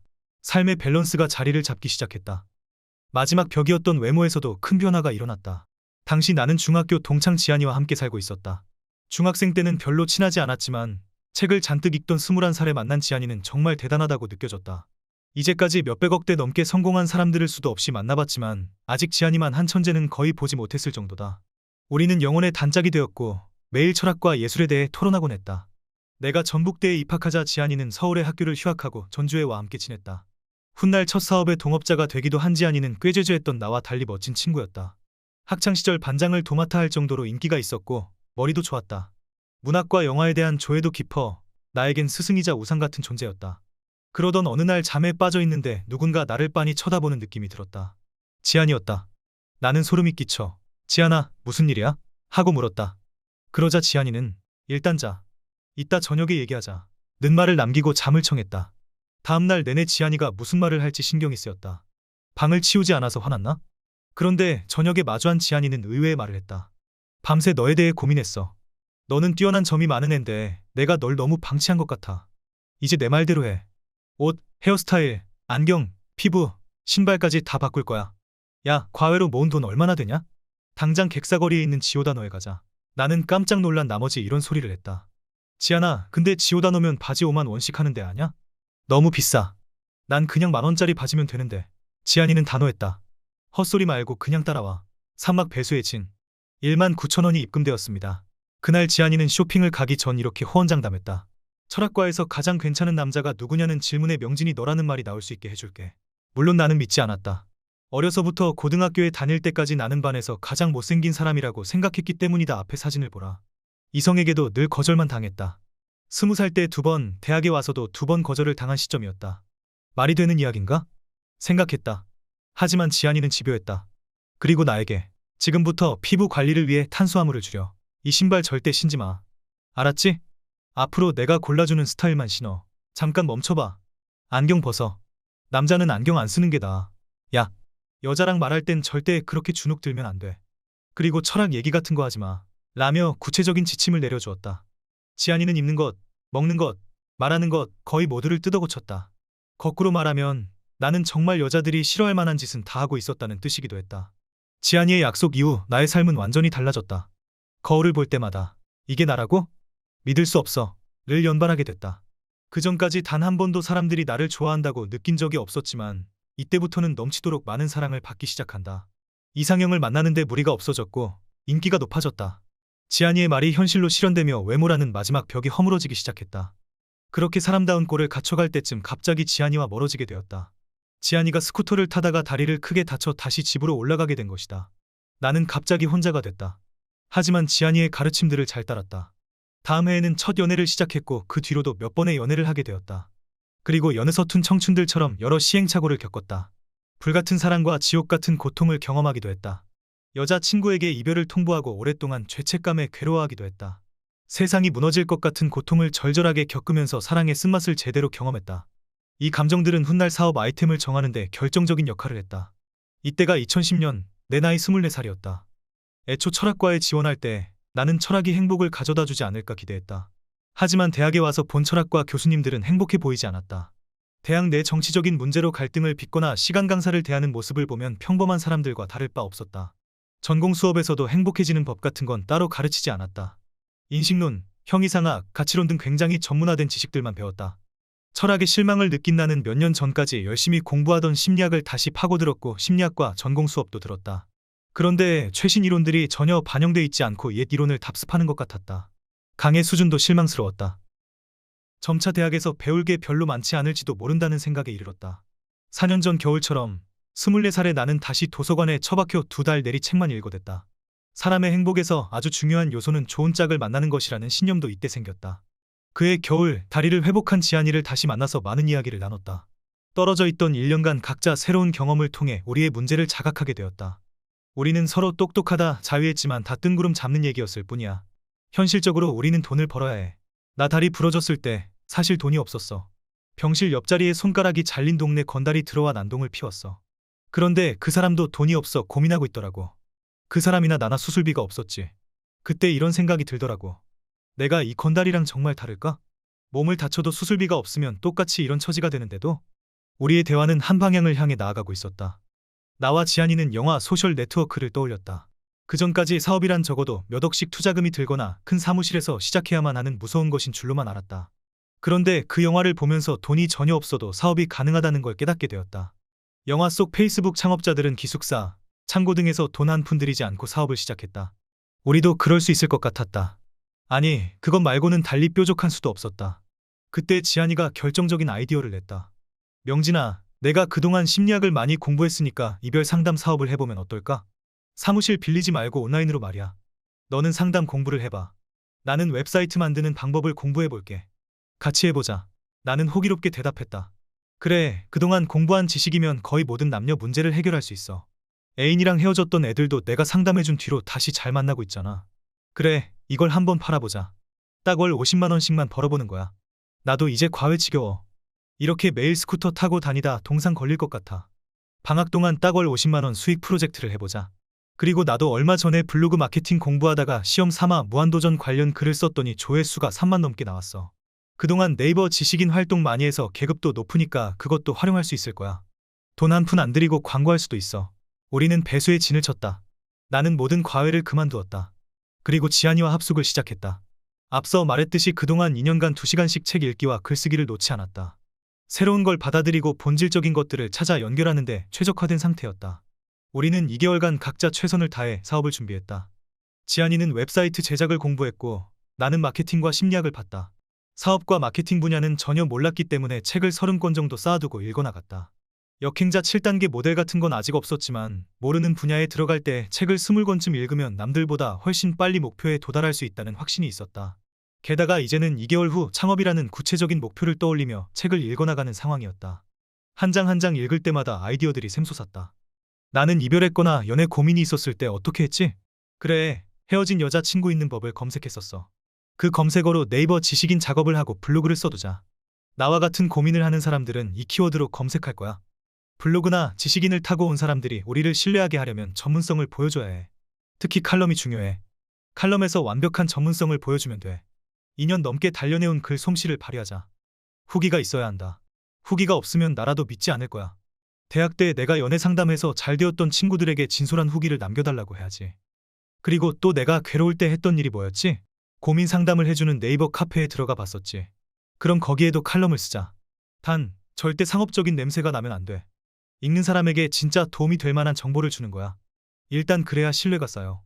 그렇게 열심히 생각하고 준비하기를 2달, 2011년 1월에 우리는 사이트를 오픈했다. 상담비는 5만 원. 우리는 초대박이 날 줄 알았다. 하지만 충격적이게도 아무도 상담을 신청하지 않았다. 여유 자금은 고작 4만 원 남은 상태였다. 지안이와 나는 일주일간 식빵과 우유만 먹으며 버티자고 결심했다. 그렇게 식빵과 우유로만 버티며 3일이 흐르자 우리는 생존의 위협을 느꼈다. 원룸 앞트럭에서 파는 2,000원짜리 아메리카노가 정말 마시고 싶었다. 혹시나 싶어 웹사이트 메인 카피를 수정하고 상담료도 19,000원으로 낮췄다. 일단 한 번이라도 상담 신청이 들어오면 빵이나 밥을 사 먹을 수 있다는 생각밖에 들지 않았다. 우리는 잘 되길 기도하고 잠에 들었다. 그 다음날 아침 7시 문자가 하나 왔다. 19,000원이 입금되었습니다. 내 인생에서 가장 기쁜 순간 중 하나였다. 그때 지안이가 했던 말이 아직도 기억난다. 명진아, 우리 아메리카노 마시러 가자. 우리는 그 다음 달 3천만 원을 벌어들이게 된다. 사막 행운 뒤에 숨은 것. 이보다 최악의 상황이 있을까? 2011년 3월 25살이던 우리의 사업은 나날이 발전했다. 월세 22만 원짜리 방에 살다가 3천만 원을 벌어들이는 건 기적과도 같았다. 매일 이게 꿈인가 현실인가 싶은 나날을 보냈다. 밤에는 시간당 20만 원을 벌면서 천재 상담사님 소리를 듣다가 낮에는 평범한 대학생으로 지내는 이중생활을 이어나갔다. 3학년이 되자 모든 게 시시하게 느껴졌다. 차츰 전주에서의 삶이 무료해져 갔다. 내가 큰 돈을 벌자 주위 사람들은 오히려 나를 멀리했다. 사람들은 성공한 사람에 대해 부정적인 감정을 먼저 가진다는 걸 이때 깨달았다. 나는 학교를 그만두고 제주도 한 달 살이를 떠났다. 오피스텔에서 지내면서 상담도 하고 여행도 하는 디지털 노마드 생활을 했다. 겉으로 보기엔 영화처럼 살고 있었다. 하지만 실제 내 삶은 늘 쪼들리고 있었다. 모든 사업은 처음 성과를 냈을 때가 가장 위험하다. 나와 지안이가 벌인 사업은 무자본 창업에 가까웠다. 사무실도 직원도 없었기에 들어갈 비용이랄 게 없었다. 처음엔 3천만 원씩 들어오는 게 다 우리 돈이라 생각했다. 하지만 세상은 그리 만만하지 않았다. 각종 세금을 제하면 실제 우리에게 떨어지는 건 650만 원 정도였다. 3천만 원 수입에 취해 있던 우리는 각자 좋은 차를 샀는데 그 할부금만 150만 원이었다. 거기에 월세 100만 원, 부모님 용돈 100만 원, 건강보험료와 국민연금 납입금 등을 제하고 나면 남는 게 없었다. 실제 쓸 수 있는 돈은 100만 원 수준이었다. 오히려 대학 시절 과외를 하며 200만 원씩 벌 때가 더 풍요로웠다. 사업이 커지면서 우리는 각자 역할을 나눴다. 자금 관리와 회계, 경영 등은 지안이가 맡기로 했다. 나는 주로 상담 글을 작성하거나 상담을 진행하고 연구하는 일을 맡았다. CFO, 최고 재무경영자와 CTO, 최고 기술경영자로 갈라진 셈이다. 우리는 이후 3년간 재택근무를 하면서 각자의 일에 전념한다.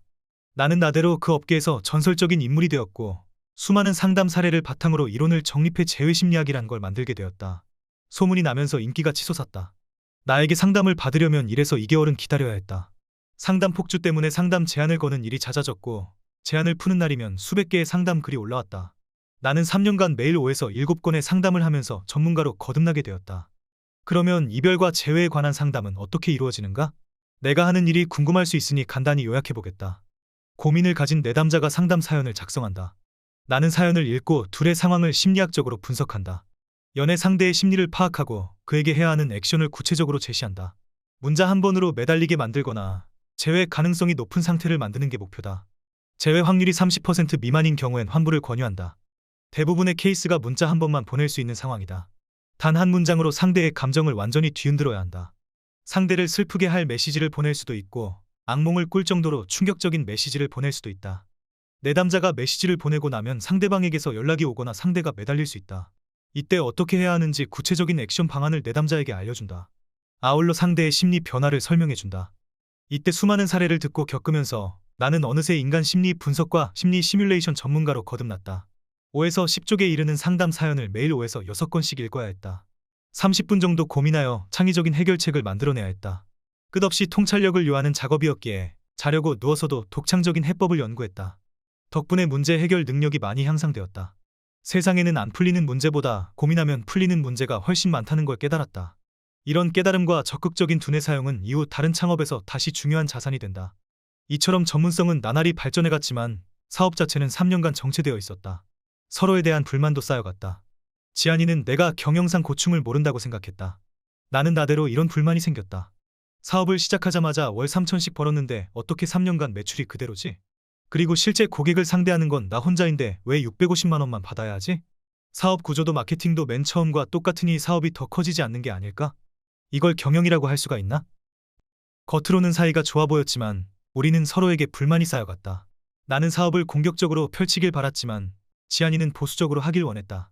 그리고 나는 창업 초기 외에는 경영에 참여하지 않으면서 주도권을 잃은 상태였다. 무엇보다 이때까지 군대에 갔다 오지 않은 상태였다. 불안한 나와 지한이 사이에 제3자가 개입하면서 우리 관계는 틀어지기 시작했다. 오막 인간의 그릇. 결국 사람은 제 그릇만큼의 돈을 모은다. 우리는 늘 눈앞의 목표를 염원하면서 살고 그것만 달성되면 모든 게 해결될 것처럼 생각하지만 현실은 그렇지 않다. 상담 결제가 한 번만이라도 돼서 끼니를 해결할 수 있으면 좋겠다고 기도하던 때가 차라리 행복했다. 문제 하나가 해결되면 더 큰 문제 하나가 게임 속 퀘스트처럼 펼쳐졌다. 너무나 파란만장한 일들이 많았는데 짧게 정리하면 이렇다. 지한이와 나는 여러 오해가 쌓여 갈라섰다. 나에겐 다른 동업자가 생긴다. 새롭게 사이트를 열어서 마에 3천만 원 매출을 바로 뚫어낸다. 2015년 2월 1일 29의 사업 수익을 거의 챙기지 않은 채로 군대를 간다. 첫 휴가를 나와 보니 회사가 이상하게 돌아가고 있었다.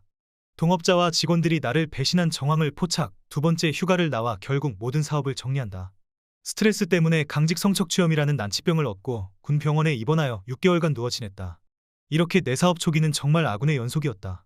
세상에 둘도 없는 친구였던 지한이와 헤어지게 된 것도 안타까웠는데 같이 일한 사람들마다 나를 이용하려는 모습에 사람을 믿기 어려운 상태에 이르렀다. 내무반에 누워있으면 무장타령해서 배신자들을 처단하고 싶은 욕망에 휩싸였다. 강직 성척취염으로 군 병원에 6개월간 입원했을 땐 정말 인생 막장에 도달한 기분이었다. 그렇게 괴로운 날들이 이어지던 어느 날 나는 마음을 고쳐 잡았다. 신이 나를 얼마나 위대하게 쓰려고 이런 고난을 주는 걸까? 종교를 믿진 않았지만 난 이 고난과 고통의 의미를 부여하자고 마음먹었다. 늘 큰 고통 뒤에 큰 성장이 온다는 걸 겪어보지 않았던가.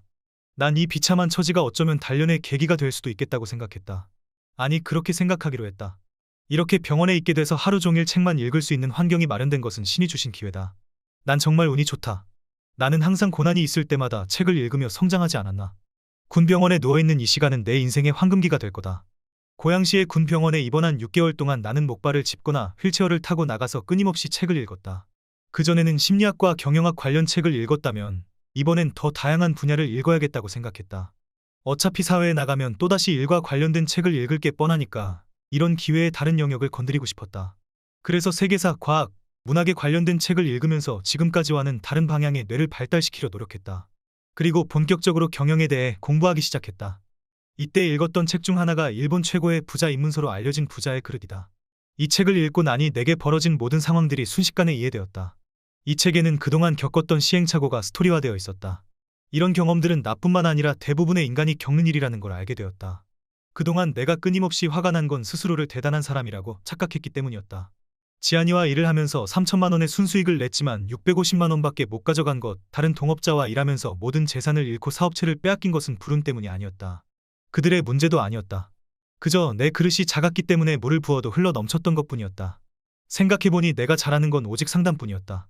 경영, 회계, 세무, 총무 등 그 무엇도 할 줄 아는 게 없었다. 그저 내 그릇만큼 벌었을 뿐 나 혼자서 수천만 원을 번다고 생각한 것은 착각이었다. 30이 다 되도록 한 푼도 없는 것, 모든 사업이 사라진 것은 누구의 탓도 아니었다. 그게 내 실력이었다. 이걸 철저하게 인정하자 더 이상 사람을 원망하지 않게 되었다. 그리고 이제부터 뭘 해야 할지도 눈에 보이기 시작했다. 한 번에 큰 돈을 버는 일은 없다. 사람은 제 그릇만큼 돈을 가져갈 뿐이다. 남을 탓하기보다는 내 문제에 집중하자. 나는 생각을 올바른 방향으로 이끌고 뇌를 최적화하려고 노력했다. 그리고 기본을 다지려고 했다. 예전엔 작은 일들을 하찮게 여겨서 저런 건 나 같은 천재 상담사가 할 일이 아니라고 생각했다. 그런데 바닥을 짚고 나니 모든 일이 소중했고 작은 일부터 능숙해져야만 내 진짜 실력이 늘어난다는 생각이 들었다. 큰 고통 속에서 다시 새로운 사다리가 자라나기 시작했다. 당시 내겐 강직성 척추염이 있긴 했으나 의가사 제대를 할 만큼 진행되진 않은 상황이었다. 6개월간 군 병원에 누워있으면서 이 상태로는 군대에도 나에게도 도움이 되지 않을 것 같았다. 빨리 제대를 해야겠다고 마음먹었다. 나는 특기를 살려 글을 썼다. 10여 쪽에 달하는 보고서를 작성해 군 간부들에게 전했다. 꾀병이 아니라 병세가 심각하다는 걸 알게 된 몇몇 간부들의 도움으로 제대할 수 있게 되었다. 2016년 1월, 내 나이 30이었다. 사회에 나온 나는 몸부터 바로잡아야 했다. 군 병원에 있을 때 내 병에 대해선 충분히 공부해둔 상태였다. 척추염은 초기 상태였기 때문에 앞으로 잘 관리만 한다면 정상으로 돌아갈 수 있다는 희망을 가졌다. 그러나 걷기도 힘들고 뛰는 건 상상할 수도 없는 상태라 평범한 재활치료도 어려웠다. 최대한 균형 잡힌 해법을 만들어야 했다. 관절이 아프다면 일단 잔근육을 더 붙여야 했다. 관절에 무리가 가지 않으면서 근육을 강화하기 위해 수영을 하면서 류머티즘 치료제와 소염제를 먹는다면 완치 가능성이 있다고 판단했다. 다시 죽어라 노력하길 6개월. 무리한 운동은 어려웠지만 일상생활은 가능해졌다. 손목 통증도 사라져 조금씩 키보드를 두드릴 수 있게 됐다. 나는 치료와 공부를 병행하면서 현실적인 답을 찾아나갔다. 군 병원에서 매일 실천했던 독서와 글쓰기가 제대뿐만 아니라 재활에도 큰 도움을 주었다. 나는 점점 더 지식과 생각에 힘에 매료되어 갔다. 피날레 거슬러 오르기. 돈, 시간, 정신으로부터 완벽한 자유를 얻다. 누군가 이때까지의 내 인생을 지켜봤다면 뭐라고 평가했을까? 가난한 집에서 머리 나쁘고 못생기게 태어난 한 소년의 비극적인 삶일까? 그렇게 볼 수도 있겠다. 하지만 난 그런 출발점에서도 조금씩 나아가려 했고 하나하나 장애물을 넘어서면서 새로운 스킬들을 획득했다. 큰 고통이 생길 때에도 자기연민에 빠지지 않고 그 상황을 어떻게든 다음 성장을 위한 재료로 삼으려고 애썼다. 가진 게 없었기에 독서와 글쓰기밖에 할 수 없었지만 그렇게 접한 사람들의 스토리와 전투담은 나에게 큰 용기와 지혜를 주었다. 이제까지 나의 이야기를 길게 들려준 이유다. 30살에 병든 몸으로 제대한 나는 무일푼의 백수였다. 그러나 여러 싸움을 거치면서 획득한 경험치와 스킬들을 이미 갖고 있었다. 이제 나는 어떤 문제가 닥쳐도 최적의 공략법을 찾아낼 자신이 있었다. 신이 보낸 시련들 앞에서 주저앉는 대신 그걸 밟고 더 크게 올라서는 역행자가 되어가고 있었다.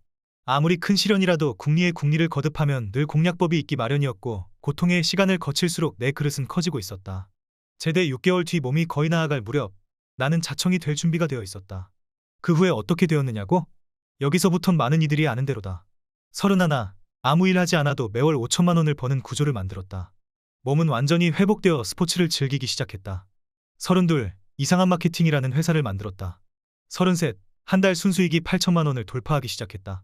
자청이라는 닉네임으로 유튜브를 시작해 6개월 만에 16만 구독자를 만들고 은퇴했다. 대부분의 시간은 해외에 나가 있었고 꿈에 그리던 스포츠들을 시작해 트로피를 쌓기 시작했다. 34. 그동안엔 상상하기 어려웠던 규모로 수익의 시너지가 나기 시작했다. 사업이 커지면서 직원들을 대규모로 뽑기 시작했다. 35. 정직원과 아르바이트생 포함 130여 명의 구성원들과 함께 일을 하고 있다. 이상한 마케팅, 아트라상, 푸드프 등의 메인 회사를 비롯 총 6개의 사업과 4개의 지분 투자 사업이 자동 수익을 만들어내고 있다. 이로 인해 보유한 수십억의 자산은 20% 이상의 투자 수익을 거두고 있다. 이후에는 오프라인 사업으로 욕망의 북카페, 위스키바 인피니, 청담동 레스토랑 W라보 등을 만들면서 경제적 자유를 넘어 자아 실현에 집중하고 있다. 그리고 나는 기업가로서 그 다음 단계에 도전해 나가고 있다. 내 인생을 바꿔준 지안이와 동업 분쟁 후 어떻게 됐냐고? 지안이는 내가 책을 집필한다는 소식을 블로그로 접하고 8년 만에 연락을 했다.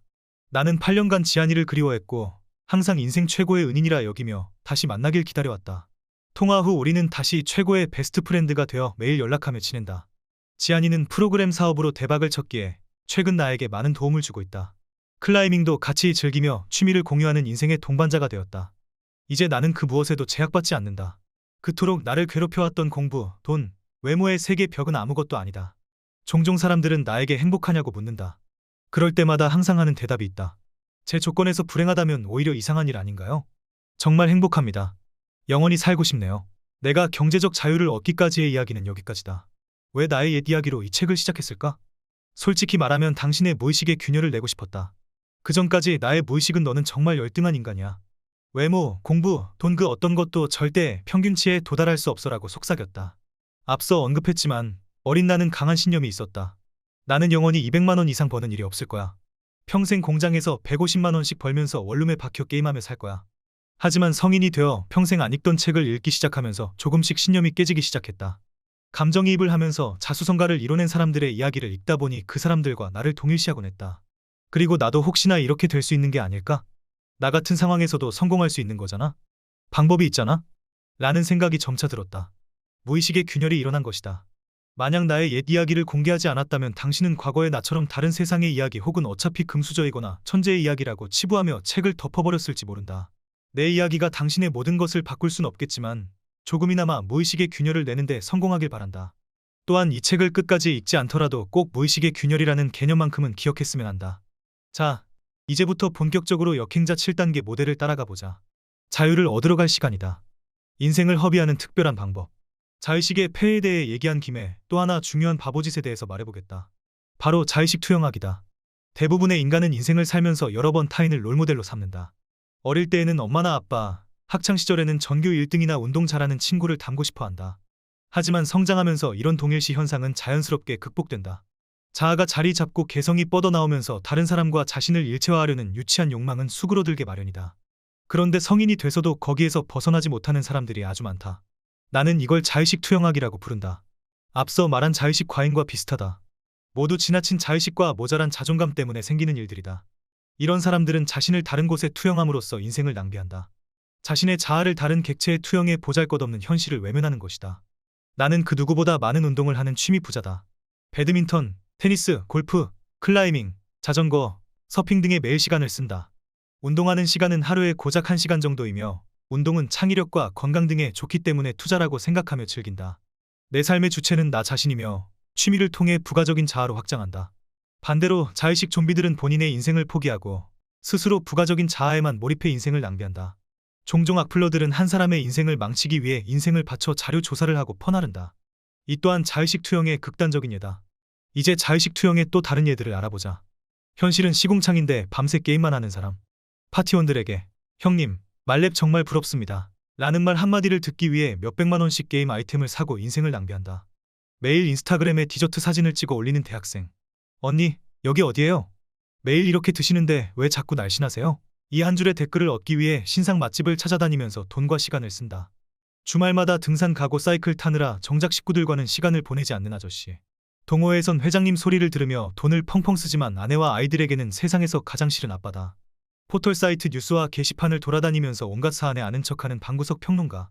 사람들의 좋아요를 얻기 위해 점점 도가 지나치는 글을 남발하고 자기 같은 사람들과 키보드 배틀을 하느라 밤을 새운다. 그 밖에도 이런 사례들은 정말 많다. 야구팀 응원이 거의 직업처럼 돼버린 직장인, 온라인에서 사람들이 잘못 사용하는 용어를 바로잡는다며 매일 말싸움하는 대학생, 애플 신제품을 맨 먼저 사겠다고 매장 앞에 텐트를 치는 백수, 외제차를 사느라 정작 본인은 고시원에서 사는 사회 초년생, 명문대 과잠바를 입고 뽐내지만 정작 할 줄 아는 것 하나 없는 학벌 노예. 이런 사람들은 자기가 꽂힌 특정 대상과 자신을 동일시한다. 명작 게임, 지역 스포츠팀, 인스타그램 속 꾸며진 자신, 산악회 회장, 아이돌 팬클럽 스태프, 외제차 오너, 대학 졸업장. 문제는 이들이 동일시하는 그 존재 자체가 허상에 가깝다는 사실이다. 그런 것들은 조금만 시간이 지나면 사라지고 말 것들이다. 지금은 언니, 형님하며 친한 것 같은 사람들도 그 주제로 엮인 사람들일 뿐 진짜 친구는 되지 않는다. 5년 전 취미로 엮였던 사람들 중에 몇 명과 아직도 연락을 하며 지내는가? 사실은 거기 참여한 모두가 그 사실을 잘 알고 있다. 산악회에 나가서 점심을 쏠 때마다 회장님, 멋져요. 잘 먹겠습니다. 라고 외치지만 약간이라도 금전적 도움을 요청해보라. 표정이 달라질 것이다. 뭐든지 정도가 있는데 본인만 역할극에 빠져서 헤어나오질 못한다. 물론 적당한 몰입은 삶에 활력을 준다. 재벌 2세가 게임 아이템을 사느라 300만 원을 쓴다고 누구도 뭐라 하지 않는다. 또 진짜 자기 삶과 연관된 일이라면 오히려 더 몰입해볼 만하다. 동네 말레평이 아니라 진짜 프로게이머가 되기 위해 체계적으로 훈련을 하는 상황이라면 얘기가 다르다. 취미로 시작했다가 그 분야의 대가가 되어 성공하는 경우도 적지 않다. 내가 비판하는 건 이런 경우가 아니다. 자신의 현실을 희생해서 역할극으로 도피하는 경우다. 부질없는 것에 대한 이런 중독과 탐닉은 너무 흔하고 종목도 다양해서 자칫 별것 아닌 것으로 치부하기 쉽다. 하지만 명심하자. 이런 짓들은 대부분 돈보다 중요한, 세상에서 가장 귀한 당신의 시간을 갉아먹는다. 뭔가 이루는 것 같지만 사실은 머릿속에 보상 회로를 계속 눌러대는 짓이며 스스로를 파블로프의 개로 만드는 한심한 행동이다. 의지를 갖고 운명을 거스르는 인간다운 삶이 아니라 동물의 본능에 충실한 순리자의 삶 그 자체다. 스스로 왜 이런 것에 빠져드는지 냉정하게 생각해보라. 그간의 시간이 의미 없었음을 솔직히 인정하고 지금이라도 깨달았음에 감사하자. 자의식을 깨고 나오는 것이야말로 역행자로 가기 위한 첫걸음이다. 이번 챕터를 넘기기 전에 딱 10분만 책을 덮고 산책을 나가는 건 어떨까? 반드시 휴대전화를 두고 나가야만 한다. 나는 어떤 발언에 과민 반응을 하고 기분 나빠할까? 이 행동이 과잉 자의식에서 나온 게 아니었을까? 자의식 상처를 막기 위한 행동 아니었을까?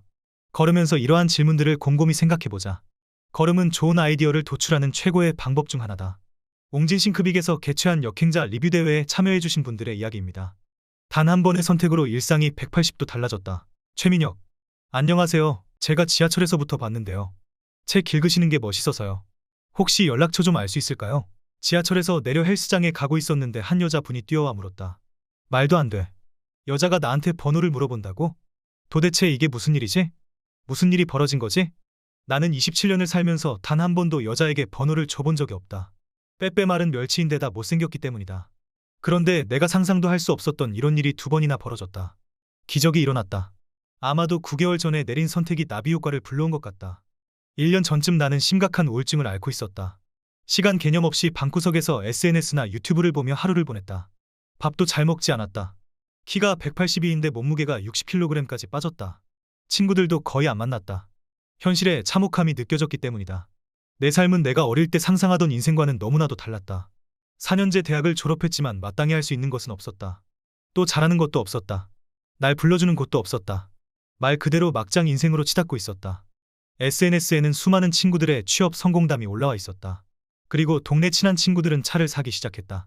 부러웠다. 이때부터 엄청난 열등감이 생겼고 내 자존감은 바닥까지 떨어졌다. 나는 내 인생에 위기가 오고 있음을 알았지만 아무것도 하지 않았다. 아니, 하고 싶지 않았다. 그냥 이대로 살다가 죽고 싶었다. 그렇게 평소처럼 방구석에서 휴대전화만 하던 어느 날 한 동영상을 보게 됐다. 동기부여 영상이었는데 한 문장이 뇌리에 꽂혔다. 아무것도 하지 않으면 아무 일도 생기지 않더라고요. 이 문장이 한동안 내 머릿속에서 맴돌았다. 그리고 갑자기 내 안에서 변화하고 싶다는 목소리가 조금씩 들리기 시작했다. 너 아직 26살밖에 안 됐어. 언제까지 이러고 살래? 더는 이렇게 살기 싫어. 외면하고 싶었던 마음속 절규들이 쏟아졌다. 나도 바뀌고 싶었다. 달라지고 싶었다. 예쁜 여자친구를 사귀고 싶었고, 좋은 차를 끌고 싶었고, 부자가 되고 싶었다. 그렇게 긴 시간 동안 내면의 싸움이 벌어졌다. 그러길 며칠, 결국 승자가 나타났다. 변화라는 깃발을 든 내면의 아이가 모습을 드러냈다. 갑자기 내 가슴에 깃발을 꽂기 시작했다. 그리고 내게 외치기 시작했다. 한 번만, 딱 한 번만 해보자. 그렇게 나는 침대에서 일어나 불을 켰다. 책상에 앉아 컴퓨터를 켰다. 그리고 구글에 무작정 부자가 되는 방법을 치기 시작했다. 세계적인 부자들은 독서를 한다길래 인터넷 서점에서 책을 구경하기 시작했다. 그리고 하나의 책을 골라 결제했다. 베스트셀러에 올라온 책이었다. 다음날 새벽, 책이 도착했는데 이 한 번의 선택으로 내 일상은 180도 달라졌다. 책을 읽고 난 후 하루하루가 변하기 시작했다. 예전에는 일어나자마자 휴대전화를 했다면 그날 이후로는 달리기를 하러 나갔다. 오전 시간 내내 유튜브만 보고 있던 나는 이때부터 독서와 글쓰기를 하며 시간을 보내기 시작했다. 또 정기적으로 서점에 가서 책을 구경하고 군대에서 했던 헬스를 다시 시작했다. 극히 내성적인 성격이라 사교 모임에 나갈 생각도 하지 않던 내가 직접 앱을 설치해 독서 모임에 나가기도 했다. 이 모든 게 책 한 권에서부터 일어난 일이다. 말이 되는가? 누군가는 사기 아니냐고 할 것 같다. 그 책이 바로 역행자다. 출간한 지 1년이 된 지금도 베스트셀러다. 책의 저자는 부자가 되기 위해선 인생을 역행해야 한다고 했다. 그래서 제목이 역행자다. 사실 부자가 되기 위해서가 아니더라도 꼭 읽어야 하는 책이라고 생각한다. 나는 이 책을 하루 만에 다 읽었다. 너무 재밌었기 때문이다. 그리고 한동안 책 내용에 매료되어 있었다. 마음속에 나도 할 수 있다는 열정이 불타올랐다. 저자의 인생도 나처럼 막장이었지만 책을 읽고 나서부터 180도 바뀌었다고 한다. 사회부적응자였다가 외제차를 탈 정도의 부를 갖게 되었다고 한다. 나는 저자가 시키는 대로 하기 시작했다. 저자는 부자가 되기 위해선 머리가 똑똑해져야 하니 자신처럼 하루에 2시간씩 책을 읽고 글을 쓰라고 했다. 그러면 뇌가 근육처럼 강화된다고 했다. 그렇게 나는 군말 없이 9개월간 따라했다. 그리고 글쓰기와 함께 거의 9개월간 80에서 90권의 책을 읽었다. 대부분은 도서관에서 빌려 읽었고 나름 책도 많이 샀다. 책에서 운동을 해야 뇌가 강화된다고 하길래 역시 군말 없이 따랐다. 9개월간 운동을 하며 몸도 많이 달라졌다.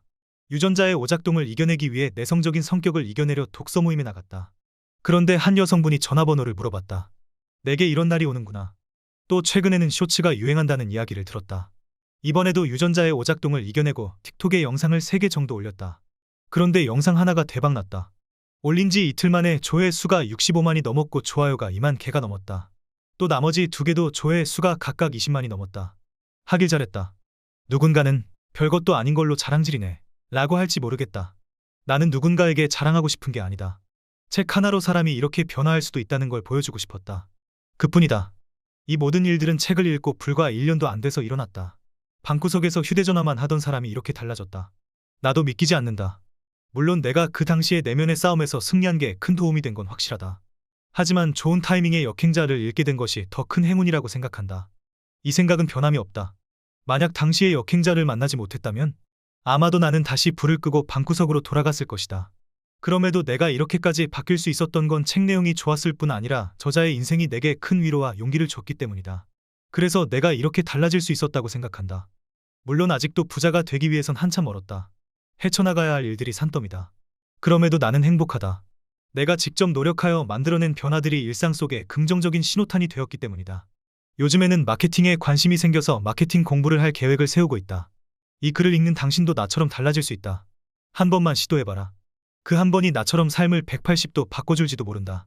역행자 속 오목 이론을 기억할지 모르겠다. 지금 당장 좋은 수, 신의 한 수를 딱 한 번만 두면 된다. 이 글을 읽는 당신에게도 나와 같은 변화가 일어나면 좋겠다. 멀리서나마 응원하겠다. 저는 3번이나 온라인 창업에 실패했는데 이후 자존감이 너무 많이 떨어져 아무것도 할 수 없었어요. 그때 우연히 도서관에서 역행자를 읽고 이를 계기로 미루기만 했던 쇼폼 모임에 참여해 다양한 사람들을 만났습니다. 그로부터 3개월 후 저는 총 9만 명의 팔로워 채널을 운영하는 쇼폼 크리에이터가 되었습니다. 저는 제가 원하는 삶에 한 발짝 더 다가가고 있습니다. 강민희, 역행자 든버그다. 이 책을 읽고 유튜브를 시작하고 인스타그램 계정을 활성화하고 상담 공부와 사업을 동시에 시작했다. 비로소 실천하는 역행자가 된 것이다. 이 책을 읽지 않았다면 이 세 가지는 평생 내 상상 속에 물렀을 것이다. 모든 것이 역행자를 집어든 그 순간 쳇바퀴를 부수고 나온 그때부터 서서히 바뀌었다. 이창민, 내가 역행자 7단계 모델을 실천하며 얻은 결과는 4가지다. 먼저 한두 달 만에 인스타그램 팔로워 1000명을 만들었다. 오픈 채팅방을 만들어 130명을 모았고 나만의 독서 커뮤니티를 만들었다. 또 강의, 원고 협업, 도서 홍보 제안 등 엄청난 기회가 생겼다. 최근 나는 예비 작가가 되었다. 올해 3월 나만의 퍼스널 브랜딩 저서 원고를 완성했고 출판사와 계약을 마무리 중이다. 나는 앞으로도 쭉 발전할 것이다. 노희석. 지금까지 상상빌더였습니다. 감사합니다.